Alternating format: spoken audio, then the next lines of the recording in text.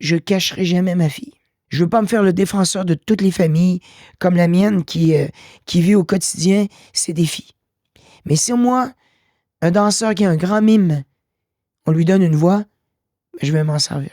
Et c'est avec des mots, des paroles, des ressentis, des leçons que j'essaye d'influencer des applaudissements, mais pas vers moi, mais vers les personnes comme ma femme, comme ma fille, comme toutes ces familles qui ont, eux, pas de voix.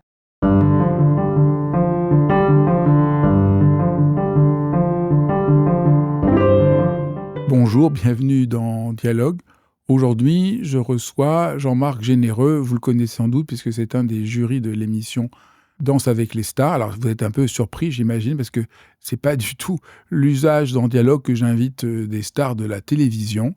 Mais j'ai été complètement bouleversé par l'histoire, l'aventure de Jean-Marc Généreux.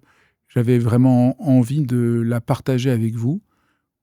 On va découvrir à la fois comment devenir soi-même malgré les obstacles, découvrir un visage extraordinaire de l'amour et aussi comment garder foi en l'humanité quand on est frappé par le malheur.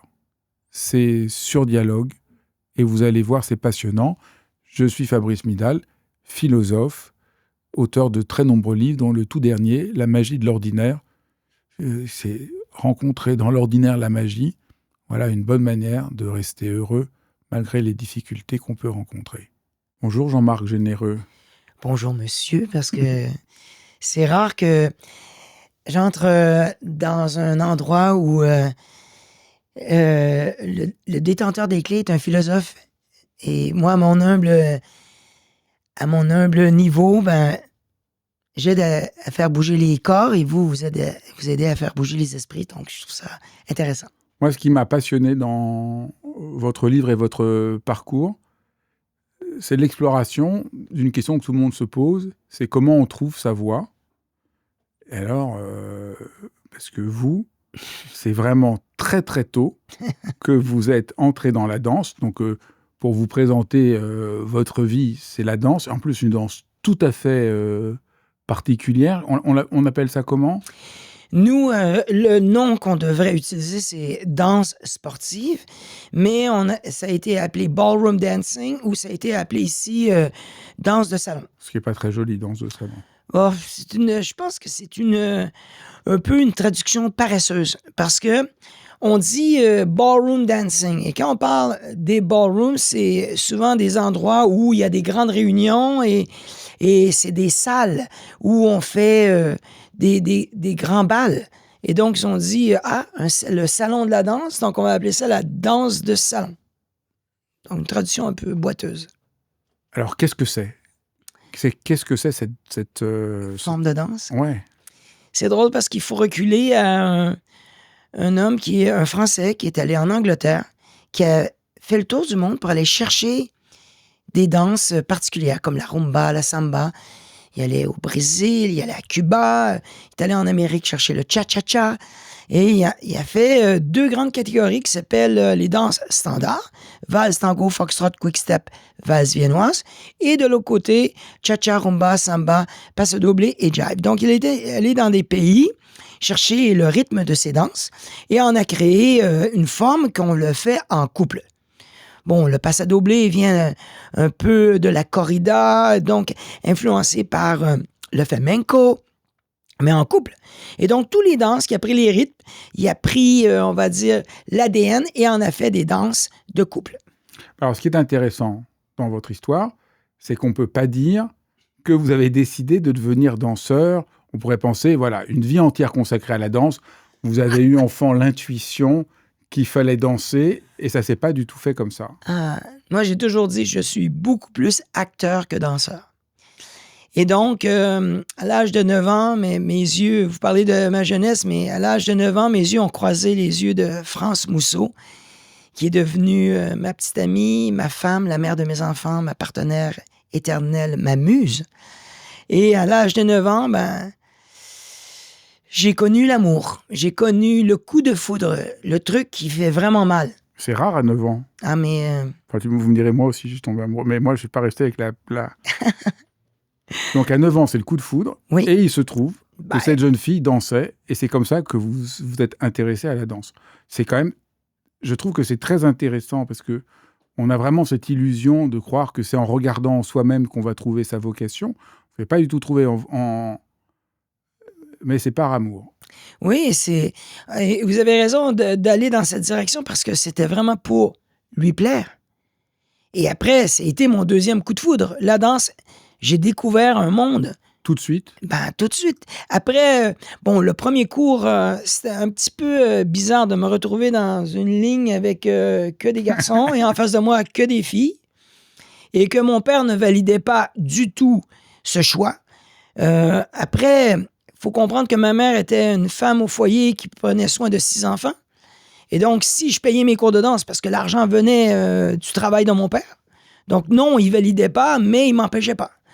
Mais de me retrouver sur une ligne de garçons avec que des filles, là, j'avais une réflexion. Je me dis, OK, si un jour, j'avais un choix à prendre ma douche avec 18 gars parce que je joue au hockey dans des sports organisés ou avec 18 filles, je pense que j'étais à la bonne place. Donc, très vite, ça vous enthousiasme? Oui, parce que, bizarrement, dans les premiers cours, il y a plein de choses qui me sautent aux yeux. Je suis là, OK, on va m'enseigner du rythme. OK, je comprends. Et je suis un gars quand même assez observateur. Et donc, je remarque comment la professeure bouge. Je dis, OK, ça... Donc, je veux enseigner mon corps. Elle enseigne mes oreilles et mes yeux. Moi, je veux enseigner mon corps. Donc, je rentre et je trouve une certaine facilité à suivre le cours. Après plusieurs cours, je comprends que je vais être dans l'espace d'une fille et qu'il y aura beaucoup de respect qui va... Donc ça, moi, j'aime bien ce côté, pas régimentaire, mais j'ai envie de dire réglementé. Entre deux personnes, il y avait un respect. Donc ça venait me chercher. Il y a un respect et aussi une éducation. Dire, oui, je vais guider une fille à bouger dans une direction si elle se laisse guider, si elle me fait confiance. Donc, OK, je vais approcher une autre personne et lui donner une confiance si mes mouvements sont en confiance avec moi. Donc, il faut que je me vende le truc pour lui vendre à elle. Après arrive le moment de la compétition et je me dis, waouh, là, il y a le côté sportif. Et après, chaque danse avait un ADN spécial. Et pour moi, c'est le théâtre. Le cha-cha, c'est une certaine forme, la samba, c'est une autre forme, la rumba, c'est une autre forme, passe à doubler, jive. Donc, chaque danse, j'avais l'impression d'être au théâtre et c'était magique. La valse viennoise, le tango. Donc tout de suite, vous comprenez je me dis, il y a vous tout. rentrez dedans. Il y a tout. Il y a tout ce que je cherche. Le dépassement de soi, le rythme, la musique, le respect de l'homme et la femme, et de tous les genres d'ailleurs. Et ce côté aussi où tu dis, peut-être que la vie n'est pas obligée d'être qu'une seule musique. Ça peut être toutes sortes de musiques. Donc, je vais voyager, je vais transplanter sans même pas bouger de la pièce. Et vous sentez déjà que vous voulez y consacrer votre vie ou c'est juste... à partir de quel moment vous sentez que ça peut devenir votre vie? Je pense que c'est vers l'âge de 14-15 ans, parce que les 4 premières années de cours de danse, je le faisais pas avec France, parce que sa mère pensait que j'étais pas le gars de la bonne taille, j'avais pas le physique. Et mon meilleur pote, Jean-Pierre, lui, avait le physique, il avait 2 ans plus vieux que moi, et plus carré. On va dire, esthétiquement, je pense qu'elle avait pas tort, sa mère. Moi, je dansais avec sa cousine qui avait une tête de plus que moi, mais on réussissait quand même. Et à un moment donné, c'était inévitable. France et moi, on savait que le courant passait, c'est comme... Et donc, on a commencé à danser ensemble, et puis, à ce moment-là, je me dis, waouh, je pense que je veux faire ça un bon bout dans ma vie. Donc, c'est encore à la fois la joie de la danse, à la fois l'amour. Et c'était courageux parce que, comme vous l'avez dit, votre père, il est un peu emmerdé. En plus, il a l'impression que c'est plutôt pour les homosexuels de danser. Mais totalement. Et donc, danser, personne ne comprend. Enfin, en plus, à l'époque, danser... Dans les années 70, c'est clair que pourquoi j'ai fait ce choix-là. Mais lui, et je le mets un petit peu sur le côté, je trouve que le mot est puissant, mais l'ignorance. Mon père n'avait jamais fait de danse. Dans ma famille, personne dansait. Comme dans la plupart des familles, je dois dire. Exact. Non, mais pour être franc, vous avez raison. Et je veux dire, avant de lire votre livre, je suis un peu ignorant, mais je ne savais même pas qu'il y avait des compétitions, qu'on pouvait devenir champion. Oui, mais on est en 2025. Aujourd'hui, on peut dire ce qu'on veut des influenceurs. On peut dire ce qu'on veut sur les gars ou les filles qui gagnent des championnats dans les jeux vidéo. Ben, ils peuvent avoir une carrière quand même. Et c'est là que, pour moi, quand je dis l'ignorance ou le manque d'investissement pour savoir, mon fils a choisi ça. Est-ce que je peux lui faire confiance? Et est-ce que je peux aller dans l'analyse de ce que lui veut faire au lieu de moi, mes préjugés sur ce que lui fait?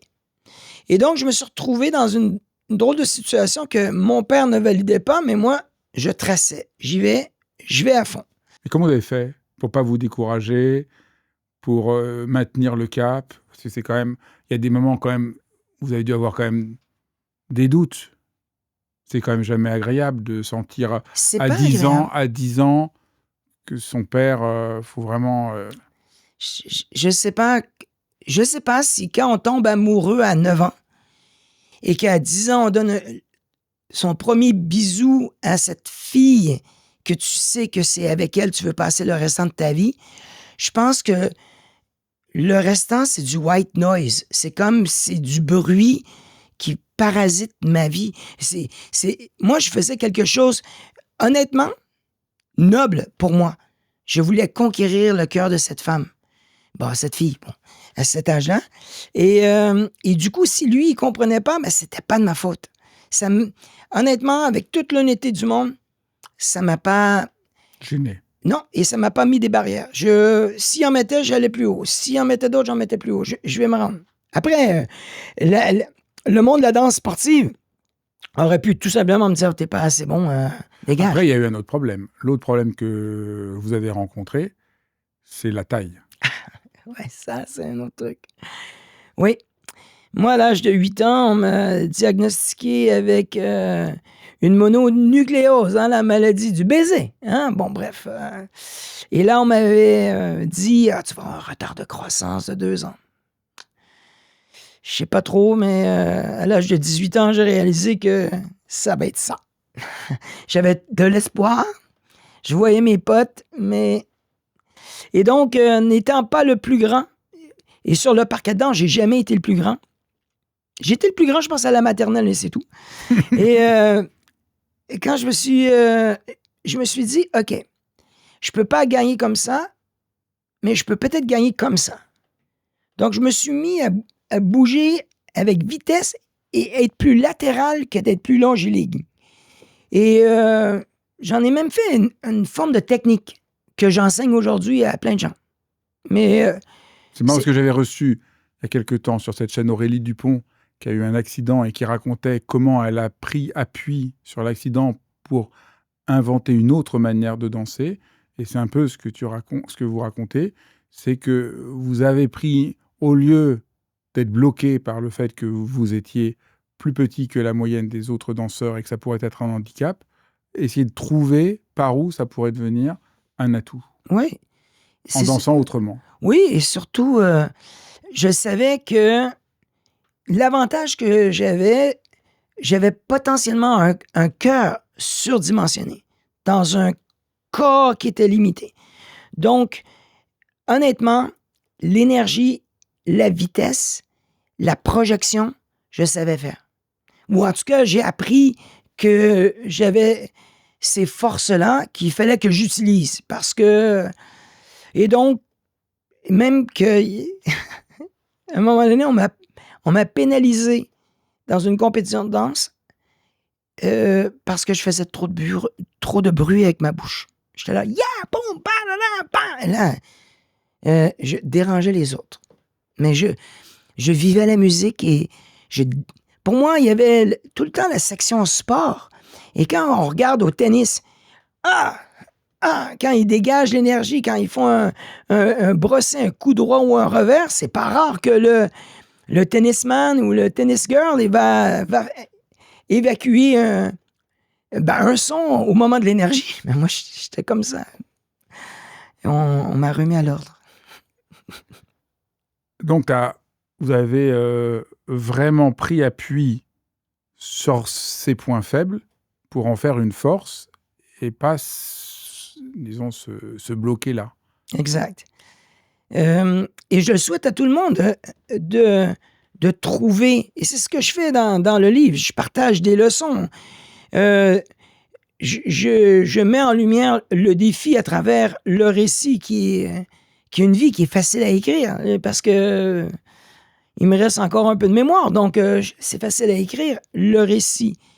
Je pourrais jamais changer ma date de naissance ou le lieu que j'ai fait ma maternelle, mais je peux maintenant, avec du recul, retenir et expliquer la leçon, et si elle peut servir à quelqu'un d'autre, et très justement, comme vous le mentionnez, être capable d'utiliser, je dis des forces différentes. Moi, je ne parle pas de faiblesse, comprenez?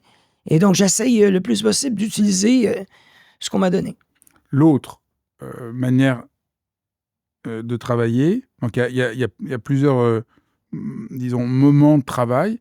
Il y en a un, bon, vous avez une personnalité un peu exubérante, vous avez dit, on vous l'a un peu reproché, et vous allez aussi réussir à pas vous laisser faire par la pression sociale qui voudrait le restreindre, tout en trouvant une manière de lui donner forme. Comment on fait ça? Comment ça s'est construit, ça? À la fois de garder confiance dans cette un peu démesure, puissance de caractère, énergie, et en même temps, quand même, essayer de trouver une manière de donner forme à ça. Je pense que le mot marginal ou être des gens marginaux vivent symboliquement d'un côté de la page ou de l'autre, mais vivent pas au centre. Et il y a plein de choses qu'on découvre sur nous-mêmes quand on est dans cette situation. Mais quand on y croit profondément,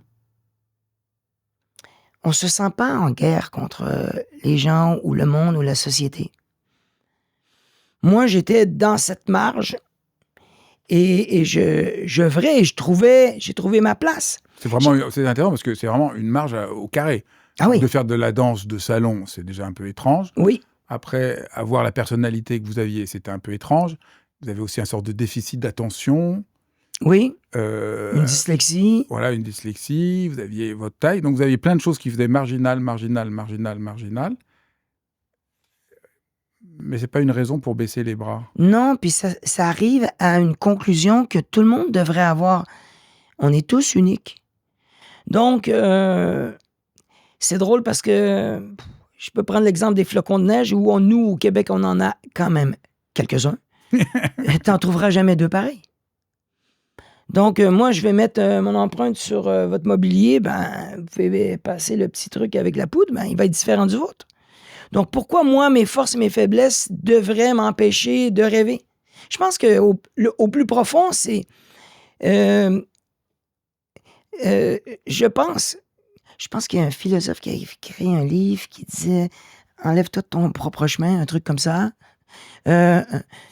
Donc, enlève-toi de ton chemin. Si tu te fais peur toi-même, si tu as peur de demain, non, utilise tes forces et avance. Mais je comprends ce que vous me dites quand on commence à faire l'analyse. Tu dis, waouh, moi je resterais chez moi si j'étais toi, mais non. Non, mais plutôt, c'est important comme leçon pour chacun d'entre nous de se rappeler que c'est en acceptant notre singularité qu'on trouve son sa voie, oui.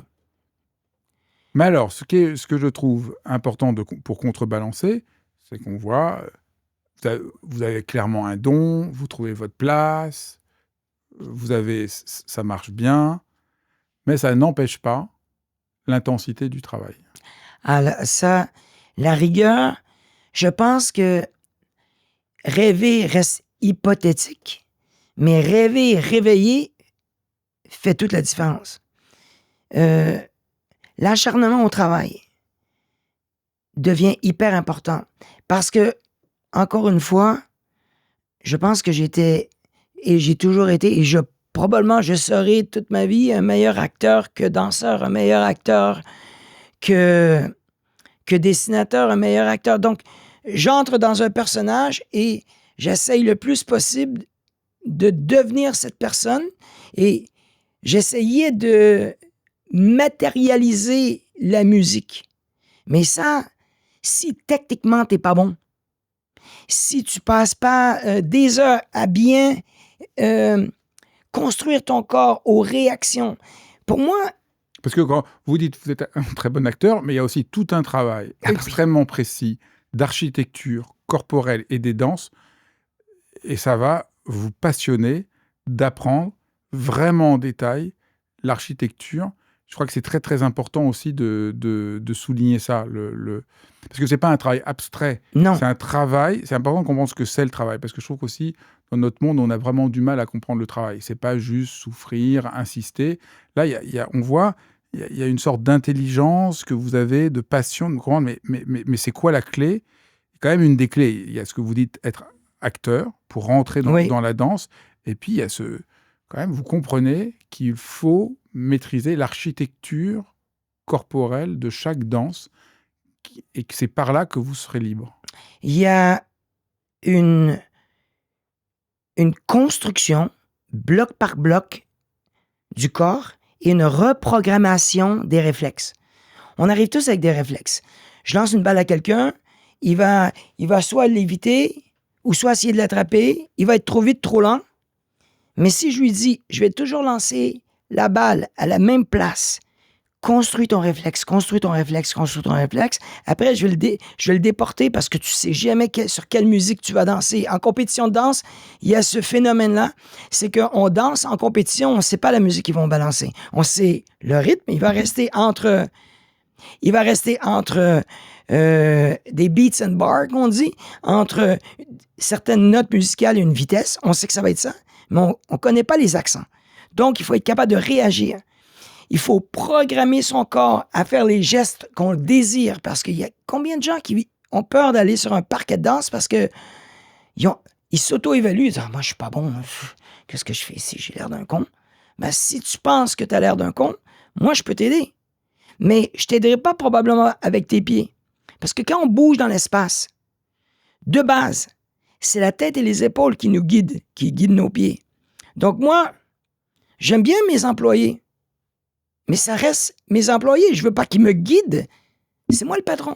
Donc quand j'apprends et que je comprends la logique, que tout le monde veut m'enseigner des pas, je dis, OK, c'est bien tes pas, mais moi je regarde où tu es dans l'espace et ma compréhension et mon drôle de compréhension qu'il y a deux centres dans le corps.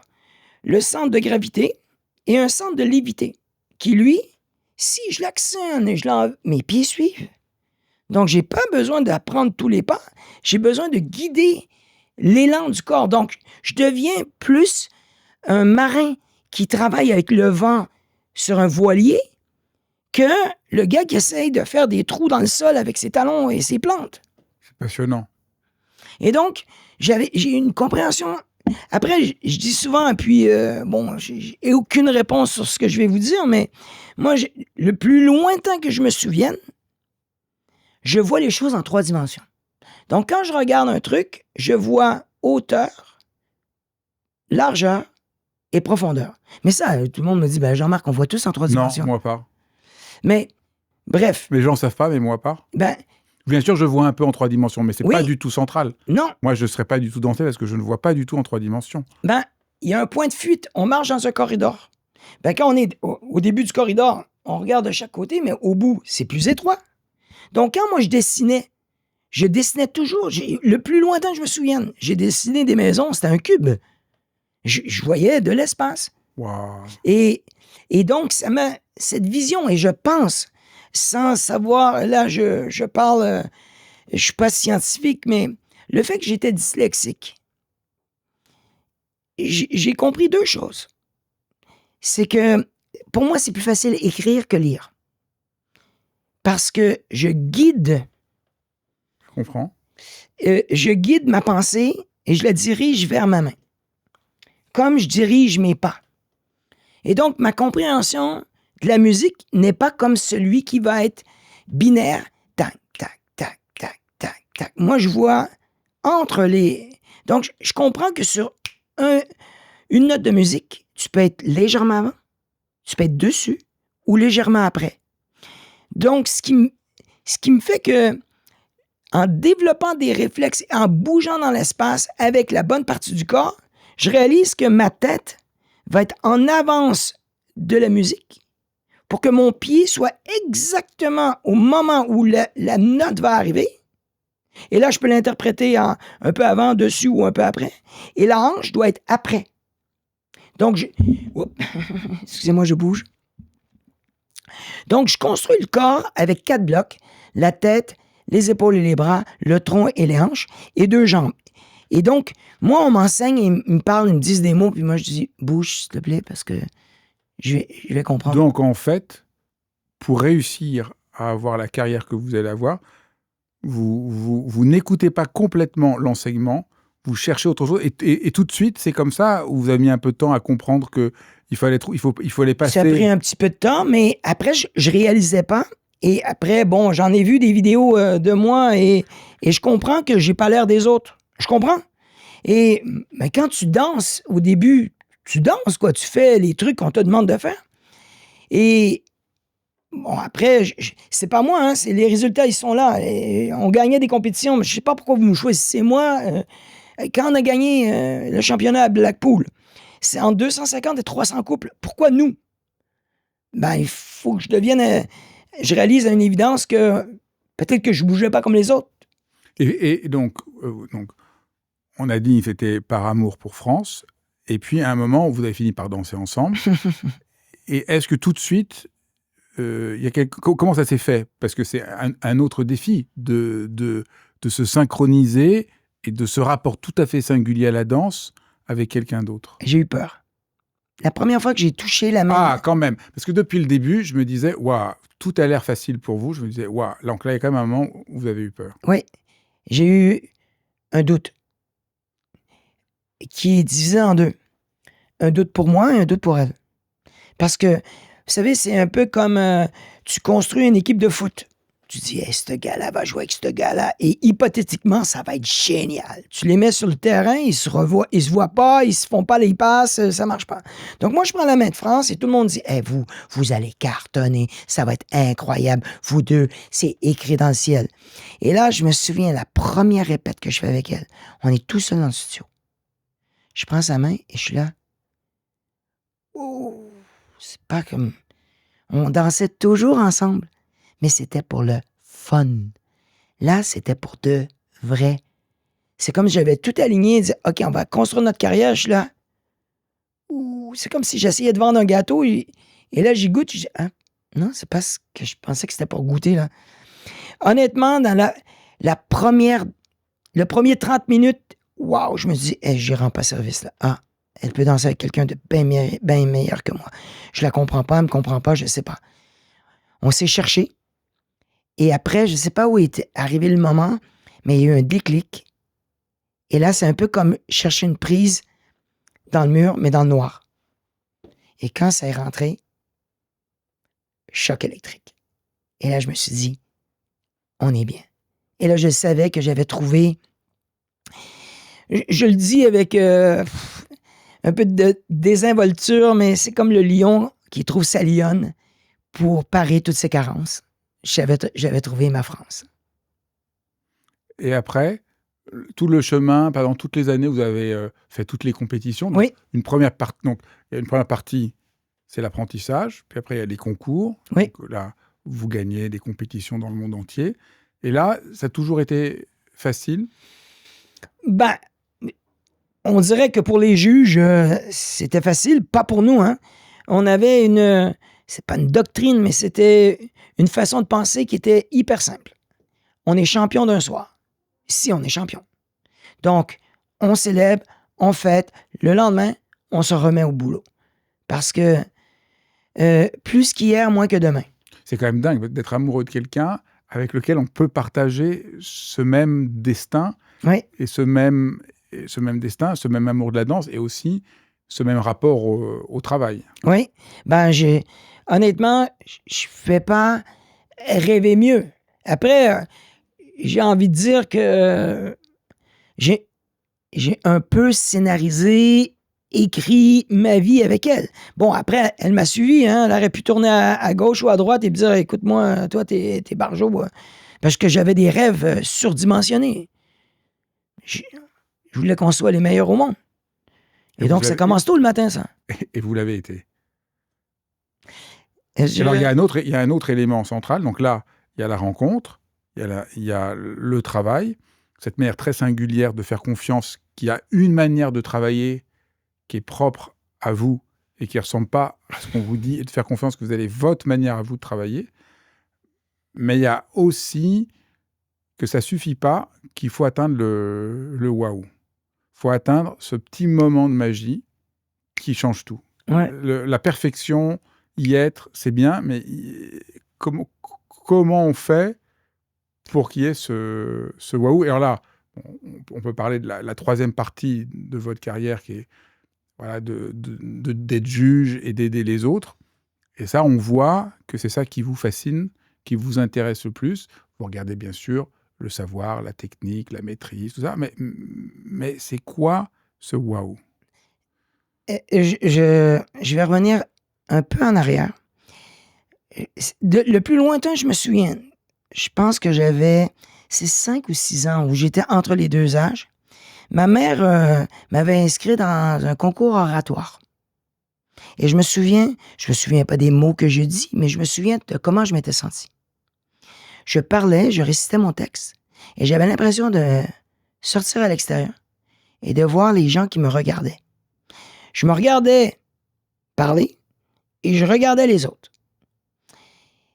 Et ce wow qu'on parle ça m'a toujours fasciné que j'étais capable de voir les gens qui me regardaient et me regarder danser. Et je m'auto-jugeais au fur et à mesure. Donc, je pouvais un peu me corriger. Et pour moi, quand ça s'arrêtait et que je faisais juste danser, ça voulait dire que j'avais atteint une zénitude et un calme dans ma tête.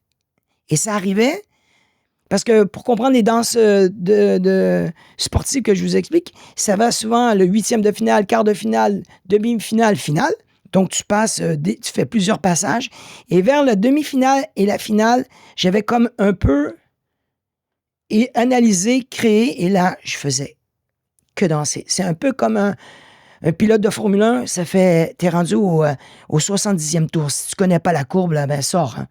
Donc, je connaissais mon corps, je connaissais la journée, je connaissais comment le parquet était glissant ou pas glissant, je faisais les ajustements, j'aimais pas ce que je portais, je faisais les ajustements, et là, je pouvais obtenir le wow par analyse, pas juste par feeling. Il y avait vraiment une auto-analyse, mais ça, je pouvais voir que la troisième dame derrière, elle me regardait pas, il faut que je fasse de quoi pour qu'elle, le juge là-bas, il me regarde pas. Bon, je ne pouvais pas voir en 360, ça reste 180 degrés, mais ce qui était en avant de moi, Vous le sentiez. oui, et je pouvais faire ça, puis je disais, ton bras est trop haut, ton bras est trop bas. Ah oui, donc c'est vraiment une sorte d'auto-analyse constante, Ouais. presque, je ne sais pas comment dire, spontanée, qui permet le waouh. Après, le wow vient aussi, moi je présume que ceux qui font des feux d'artifice, ben, il faut quand même qu'ils calculent un peu. Hein?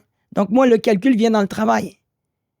Donc, si j'avais bien travaillé, si j'avais bien répété, si on avait changé des pas pendant la semaine et tout ça, si on avait fait des ajustements, il faut bosser pour qu'ils deviennent des réflexes parce que c'est une reprogrammation du système nerveux. Parce que si on n'est pas conscient qu'on va être bombardé d'informations en bougeant dans l'espace, parce que nous, c'est pas du stationary balance, c'est du active balance. Donc, on bouge dans l'espace, donc le sens vestibulaire, il recalcule tout le temps. Et les gens qui perdent l'équilibre, c'est parce qu'ils ont un mauvais calcul de ce qui se passe dans le liquide qu'il y a dans les oreilles. Donc, si tu reprogrammes ça, qui est un peu bizarre de dire tu vas reprogrammer, oui, parce que c'est mes réflexes. Je sais quand m'arrêter, donc je peux récupérer. Donc, dans la vie, et ça marche partout. Il y a 4 pas à prendre dans la vie. En avant, en arrière, de côté, ensemble, et on les fait tous les jours de notre vie. Et tous les danses sont faits de ça. C'est juste qu'on ajoute 360 degrés. Donc, je veux m'en aller par là. Ben, c'est un pas par l'avant. Les gens disent, ben non, c'est en diagonale. Non, tu comprends pas. Je ne suis pas parti en diagonale. C'est mon sternum a tourné, donc j'avance. Mais j'ai ajouté le degré qui est sur ma jambe de support. Donc, quand on commence à analyser ça, le cerveau, il dit, ah, t'es pas en train de me prendre, là? OK. Tu veux que je recalcule? Je vais recalculer. Puis si tu le fais pendant 1000 fois le même pas, mon cerveau le sait. Et donc, je reste en équilibre. Donc, il y a cette doctrine qui s'appelle Preparation, Impact, Recovery, qui fait partie de l'infini dans le mouvement. Tu te prépares, tu crées le wow, et après, il faut récupérer parce que tu ne peux pas faire wow! Il faut que tu fasses wow, récupère, un autre wow, un autre récupère, wow. Donc, tu prépares ton wow. Mais si tu le prépares trop long, ben, il manque de temps, donc tu perds l'équilibre sur le prochain pas. Un autre aspect central de votre histoire et de votre livre, c'est le malheur, d'être frappé par le malheur. Et je trouvais important de comment vous témoignez de ça, comment vous parlez avec beaucoup d'honnêteté de ça. Et on va parler là de votre fille. Est-ce que vous voulez bien retracer un peu la découverte de son handicap, de sa maladie? Donc c'est votre deuxième enfant. C'est mon deuxième enfant, et puis notre rêve, c'est de fonder une famille. On se dit, allez, 3 ou 4 enfants, on a cette ambition. Jean-Francis arrive en premier, et il faut comprendre que c'est un Vanishing Twins. Il y avait 2 bébés, 2 placentas, et à la première échographie, ben, on découvre qu'il y en a un qui n'a pas progressé après 8 semaines, et Jean-Francis progresse. Là, c'était notre première peur. Est-ce qu'il va se rendre à terme? Jean-Francis arrive, merveilleux enfant, qui a eu un ami imaginaire pendant 4 ans. Et donc, on se dit, qu'est-ce qui se passait avec l'autre? Pourquoi Jean-Francis est arrivé à terme? C'est une Ferrari, un petit garçon, il marchait à 8 mois, une machine. Machine de guerre, quoi. Et pourquoi l'autre s'est arrêté à 8 semaines? Donc, on se commence à se dire, c'est bizarre quand même, 2 personnes qui peuvent s'aimer autant. Et donc, à peu près 1 an et demi après, France retombe enceinte. Et à peu près à 5 mois, elle commence à avoir des petites pertes de sang et elle perd le bébé. Donc, on s'interroge. Waouh! Comment 2 personnes qui peuvent s'aimer autant peuvent avoir autant de problèmes à faire quelque chose qui est aussi naturel? 1 an et demi plus tard, Francesca arrive. Et là, tout se passe bien. Elle grandit normalement. Bon, Jean-Francis, ça marchait à 8 mois. Elle, 13 mois. C'est pas alarmant. C'est un peu plus lent, puis c'est tout. 2 personnes différentes. Moi qui prône pour l'unicité, je me dis, bon, elle vit dans sa bulle, elle fait ses trucs, elle progresse à son rythme. Jean-Francis progresse à son rythme. Et là, France, depuis le 9e mois, elle se pose vraiment de grandes questions, des questions existentielles. Elle se dit, qu'est-ce qui se passe avec ma fille? C'est pas normal. Moi, je regarde Francesca, je dis, bon, elle parle, elle marche, elle se nourrit tout seule, on joue à la cachette. Je mets sa poupée, on court autour de la table, elle trouve sa poupée, je la cache dans une valise, elle ouvre la valise, elle va chercher la poupée, elle me ramène la poupée. On la cherche toujours dans la maison, elle a monté au 2e étage, mais elle redescend jamais. Bon, elle a peut-être peur de descendre, c'est tout. On a, à la maison, on appelle ça un split level. Donc, tu rentres dans la maison et le plancher du salon est un peu plus bas. Elle marche là, oh, elle s'arrête toujours. Elle veut jamais descendre. Pour descendre, elle se tourne, elle descend au lieu de descendre comme normalement. Bon, je dis, elle a des petites pattes courtes. Il y a peut-être... il y a rien, il n'y a pas de problème. Je vais voir le neurologue, pas le neurologue. Je vais voir le pédiatre. Il rassure ma femme. Mais non, madame, tout se passe bien. Ça va bien. Et là, elle se rend jusqu'à, on va dire, à peu près 10 mots. Et là, arrive un soir, et France, elle voit des trucs, et ce qui est le plus symbolique pour elle, elle me dit, ma fille, elle me demande pas, elle tend pas les bras vers moi. C'est pas normal. Ça, c'est pas normal. Elle est indépendante, je sais pas, elle a pas... Non, c'est pas normal. Bon, faut dire que les femmes ont 9 mois d'avance sur nous.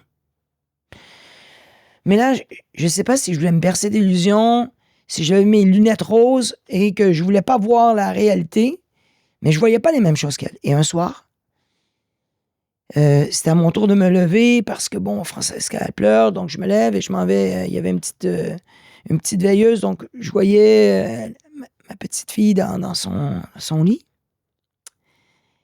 Et je vois sa tétine, qui est à peu près, on va dire, à 8 cm, 10 cm de sa main, de sa petite main.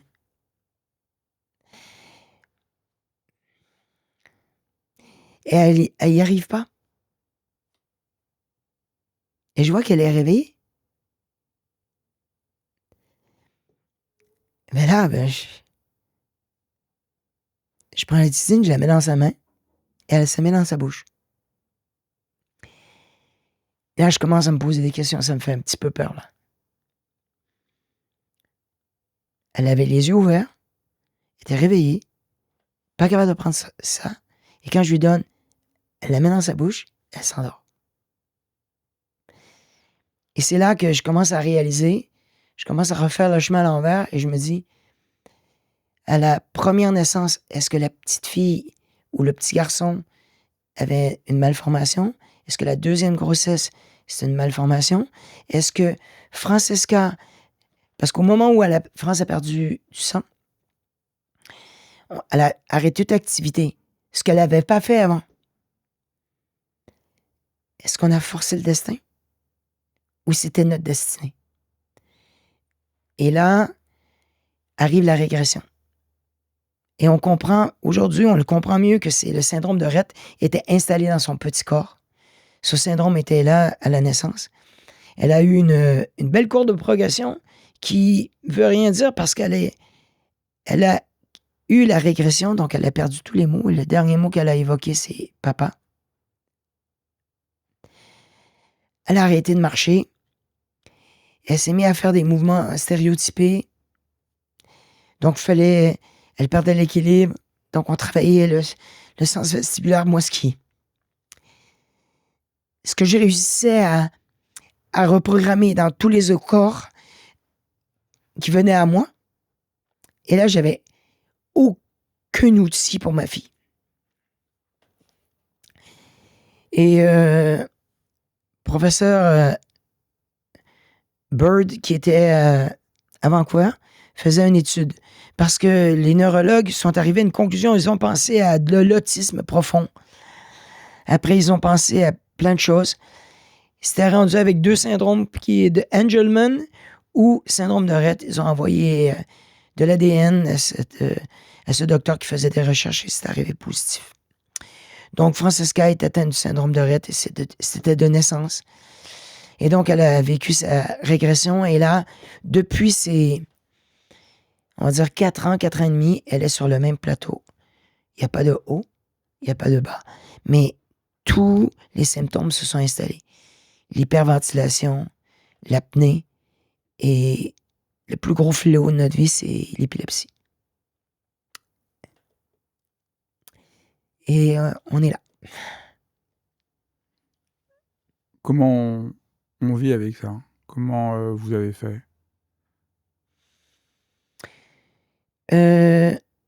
À ce niveau-là, on ne vit pas, on existe. Mais si je m'écroule, si je m'effondre, comme je l'ai fait au jour du diagnostic, parce que ma femme, cette femme exceptionnelle a relevé le défi pour toute la famille. Elle a reçu le diagnostic, elle s'est effondrée pour 5 minutes. Moi, ça a pris à peu près 5 semaines. Elle, 5 minutes plus tard, finit de pleurnicher. Elle est triste, aussi triste que moi. Elle est abattue, elle est détruite, comme moi. Mais elle se reconstruit pour trouver des solutions à ce défi qu'on ne connaît même pas, parce que au moment du diagnostic, ma fille continue à marcher, elle parle encore un peu et on se dit, est-ce que c'est ça ou jusqu'où ça va se rendre? Et bon, la régression a été plus sévère. Et là, elle est devenue chef de tête. Elle était la locomotive. Moi, j'étais un wagon, potentiellement le dernier derrière. Et elle nous a tous pris dans ses bras. Elle nous a portés.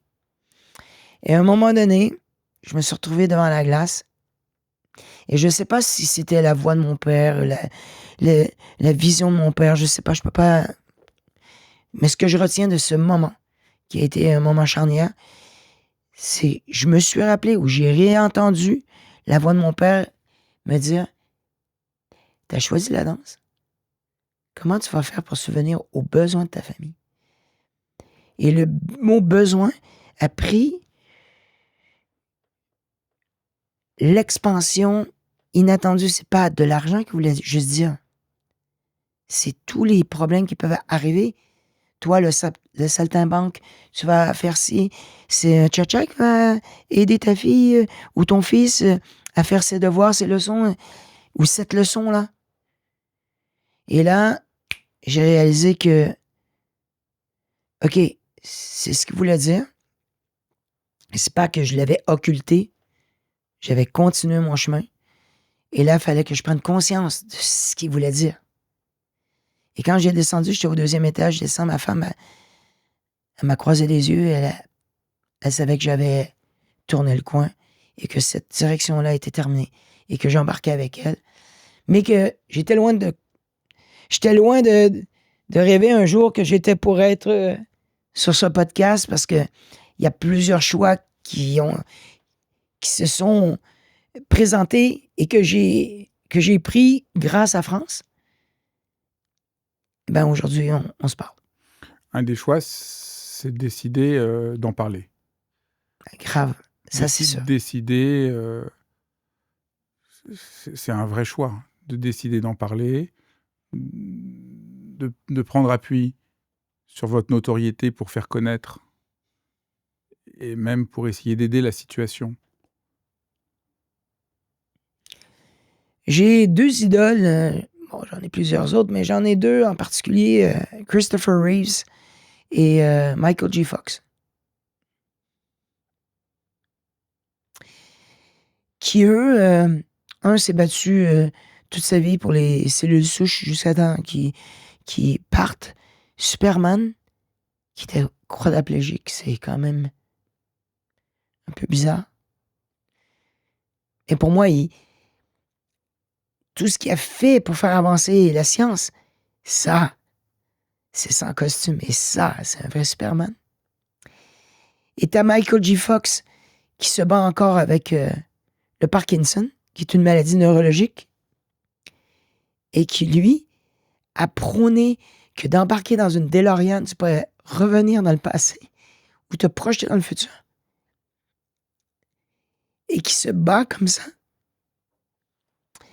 Moi, à mon humble niveau, je me dis, je cacherai jamais ma fille. Et peu importe que les gens pensent que, en réalité, ils pensent qu'ils veulent. Je veux pas me faire le défenseur de toutes les familles, comme la mienne, qui vit au quotidien ses défis. Mais si moi, un danseur qui a un grand mime, on lui donne une voix, je vais m'en servir. J'ai parlé toute ma vie avec mon corps. J'ai joué des rôles de matador, de Austin Power qui fait un cha-cha, de GI qui danse du jive. Mais aujourd'hui, je pense que c'est avec mes mots que j'essaie d'avoir le plus de rythme. Et c'est avec des mots, des paroles, des ressentis, des leçons que j'essaie d'influencer des applaudissements, mais pas vers moi, mais vers les personnes comme ma femme, comme ma fille, comme toutes ces familles qui ont, eux, pas de voix, pas de visibilité. Aujourd'hui, j'écrivais un truc d'un ami à moi qui est réalisateur et qui a réalisé des courts-métrages pour la Semaine québécoise de la déficience intellectuelle. Et je le remercie en tant que réalisateur, en tant qu'artiste, de mettre en lumière toutes ces familles, tous ces enfants et tous ces jeunes adultes qui sont normalement dans l'ombre. Puis moi, il y a cette dichotomie qui est improbable de vivre avec les strass et les paillettes et de retourner dans sa loge et trouver que la vie est parfois injuste et terne. Mais il y a quelqu'un qui m'a dit récemment, et puis je sais pas si c'est un compliment, en tout cas, je l'ai pris comme tel, mais il m'a dit comment tu fais pour compartimenter tes émotions comme ça? Je pense que c'est de l'autodéfense. Parce que si je traîne sur mes épaules et sur mes bras les souffrances d'être un père qui a pas réussi à amener un enfant à une normalité, une fonctionnalité, d'être fonctionnel dans la vie, comment je peux lever un trophée et dire j'ai gagné? Qu'est-ce que j'ai gagné? J'ai rien gagné. Mais on me donne une tribune, une plateforme pour juger de la danse, pour donner des conseils aux gens, mais en même temps, regardez le gars qui est là, qui va partir dans des envolées lyriques, qui va essayer, qui va crier oh là là, Chihuahua, et ça j'achète, mais que, au fond, qui continue d'une certaine façon, d'une partie de son cerveau, à continuer à rêver et d'avancer. Donc c'est les deux à la fois, c'est avoir le cœur brisé et en même temps, quand même essayer de continuer. Ce que je trouve, alors donc il y a plusieurs choses qui m'ont beaucoup impressionné dans votre parcours. Donc cette décision de montrer votre fille avec sa maladie. Et la deuxième chose, c'est l'équilibre avec votre épouse. Donc votre épouse va décider d'arrêter la danse. Mais c'est très, c'est très émouvant parce que vous allez vous continuer et vous allez trouver un équilibre. Elle va vous encourager, vous, à continuer. Et vous avez suffisamment d'amour et de respect pour trouver un équilibre qui soit juste pour chacun d'entre vous. Est-ce que c'est juste? Enfin, pas juste, disons, pas juste au niveau transcendantal, oui, mais un équilibre pour vous. C'est-à-dire, c'est très beau, elle vous encourage, au fond, à faire ça. Oui. En comprenant que elle a son chemin, vous avez votre chemin, il n'y a pas de bon chemin. C'est bizarre parce que quand je pense à l'équilibre, je reviens à ma jeunesse. Quand on a ce truc, je sais pas comment on appelle, c'est un jeu où tu mets 2 enfants de chaque côté, ça monte et ça descend. Et balançoire. Une balançoire qui est horizontale. Oui, je vois. Et nous, on essaie de se balancer, mais on n'y arrive jamais. Hein? Mais quand je redescends, je trouve une force pour remonter. Et quand elle redescend, elle trouve une force pour remonter. On joue avec la vie, hein. Je sais pas, moi, j'ai pas la preuve que je vais revenir. Après, il y a toutes sortes de théories que j'accepte, que j'écoute, mais cette vie-là, telle comme elle est, pour moi, je vais essayer de pas merder. Et donc, je vais essayer, si j'avais la preuve, mais sans aucun doute que je peux revenir, je ferais peut-être d'autres choix. Mais celle-là, je sais pas. Donc, j'y vais. Et cette femme qui me permet, justement, ces hauts et ces bas qui gèrent des trucs... moi, je pense pas que je pourrais être aussi efficace que France avec Francesca. Et elle le sait qu'elle ferait pas ce que moi je fais. Et malheureusement, pour elle, c'est un manque de confiance parce que tout ce que je fais, elle pourrait le faire mieux. Ça, j'ai aucun doute.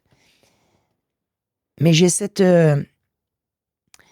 drôle d'impression que si les gens me demandent de faire un truc, qui sont assez barjots pour me le demander, en général, je suis assez barjot pour le faire. Mais ça, cette philosophie-là, elle n'a pas cette philosophie-là. Si je pouvais imaginer, si je pouvais mettre en forme nos deux êtres, France, c'est un carré, moi je suis un rond. Et des fois, le carré rentre dans le rond, des fois, le rond rentre dans le carré, mais on est deux formes différentes. Et c'est peut-être pour ça. Moi, je suis toujours en train de recalculer l'équilibre, elle. On fait ça, on fait ça, on fait ça. Et la base est hyper solide. Elle est forte. C'est une puissance incroyable. Puis moi, c'est dur pour moi de rester stable. Pas que je veux pas, mais je roule avec la vie. J'avance. Et c'est pour ça que notre image à nous, c'est pour ça que moi, je suis de l'autre côté de l'Atlantique et elle est très solide à la maison. Mon fils était là hier et je les vois, ils sont merveilleux. C'est sûr que je manque plein de beaux moments, mais dans ce cercle vertueux, moi, je ne peux pas faire ce que je fais si elle ne fait pas ce qu'elle fait. Mais elle ne peut pas faire ce qu'elle fait si je ne fais pas ce que je fais. Donc... C'est ça que je disais, cet équilibre que je trouve assez miraculeux. Ah, c'est miraculeux. Après 37 ans de mariage, c'est miraculeux. Parce qu'il y a un côté, voilà, accepter de venir à la télévision française, donc de partir, de la laisser. Vous racontez dans le livre, c'est vraiment une réflexion, une hésitation. Et c'est très beau comment ça se fait, comment elle vous encourage, comment vous trouvez chacun votre place. Je trouve ça très émouvant. C'est une femme exceptionnelle qui mérite son nom sur toutes les marquises du monde entier. Et c'est la femme qui a une humilité, mais déconcertante. Et je me dis, les gens me demandent des fois, d'où tu tires cette énergie? Ben, vous comprenez pas. Moi, j'ai toute une famille à l'intérieur de moi.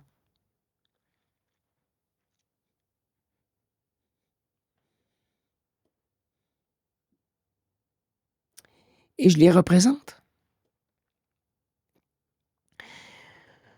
Donc, je vais écrire, je vais dessiner, je vais aider des gens à mieux danser.